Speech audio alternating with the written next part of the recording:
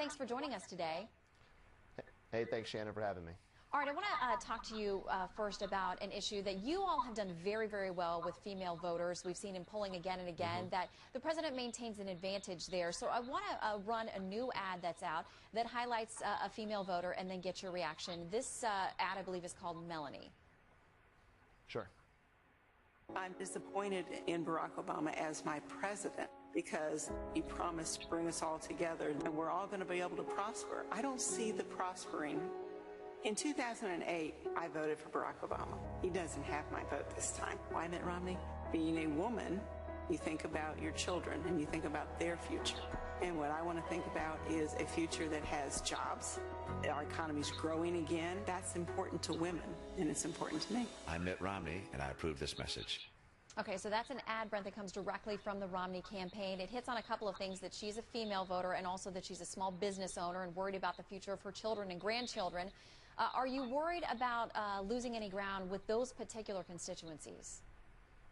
Well, look, we're doing well among women voters for the same reason we're doing well with voters across the board, and that's because the president's been out there talking specifically about the things he's done and the things he plans to do to help women and to help women voters. You know, that ad in a lot of ways illustrated what we've seen out of the Romney campaign consistently throughout this campaign and what we saw in the debate last Wednesday night, where there's a set of rhetoric, but the policies just don't match up. The president has been helping small businesses. He's had 18 tax cuts for small businesses over the last 4 years. He has policies that are going to help protect women's health and their ability to make their own health care choices. And most importantly, he's doing things to get women and men back into the workforce. So Romney can, and the Romney campaign can say the right things, but until they start doing the right things, we're not going to see that kind of progress among women voters. All right, you spit out some numbers there, so I want to give you a chance to respond to some other numbers. 1 in 6 Americans now living in poverty. Median income's down since the president took over by $4,500. How does the president rebut what's happened on his watch over the last 4 years?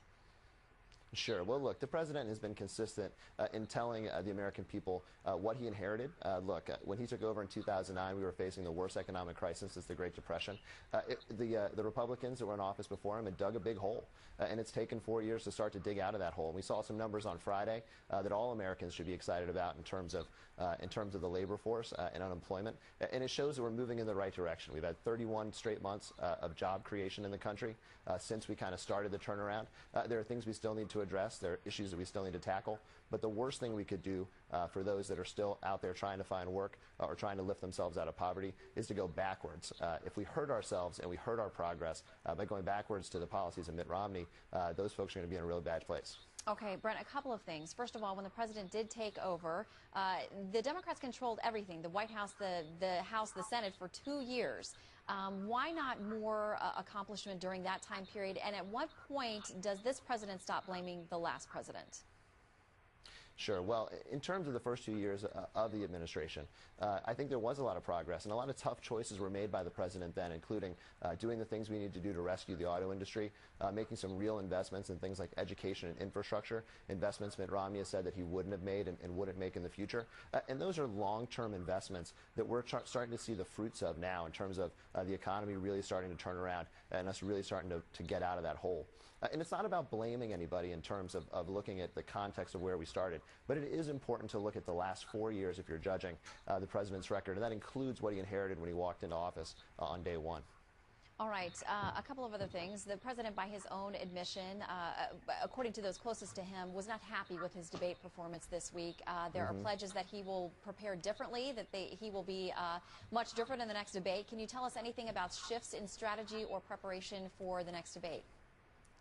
Sure. Well, look, I'm not going to get into the details of how the president's going to prepare or what will take place between now and the second presidential debate. Folks will need to tune in and kind of see how that all plays out. But what I can tell you is the president will be prepared for whichever Mitt Romney shows up. We had a Mitt Romney show up on Wednesday night who seemed to just walk away from his own positions, to have a performance that was stylistically very impressive, but substantively was pretty much divorced from the realities of his own policies. And you know, the president's going to be ready for that this time and going to be ready to call Mitt Romney on those untruths and those falsehoods. All right. Well, you had a record audience tuning in last time. At least over the last 40 years or so, Americans are hungry for more information with 30 days left. We can be certain those next two debates and, of course, the vice presidential debate this week.